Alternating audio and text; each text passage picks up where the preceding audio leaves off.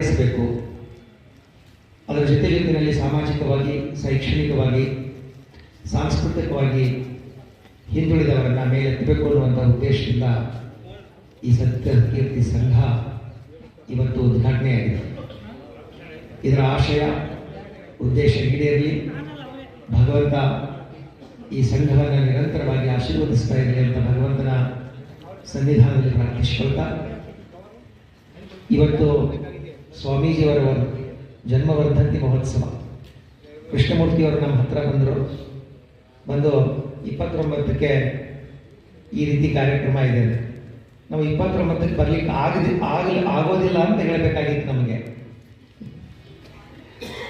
ನಾವು ಹೀಗೆ ಅವತ್ತು ಜನ್ಮವರ್ಧಂತಿ ಇದೆ, ಜನ ಬರ್ತಿರ್ತಾರೆ ಅಂತ ಅವ್ರು ನಾವು ಪೂರ್ತಿ ಮಾತು ಮುಗಿಸೋದ್ರೊಳಗೆ ಅದು ಒಳ್ಳೇದೇ ಆಗ್ಬಿಟ್ರೆ ನಮಗೆ ಅಂತ.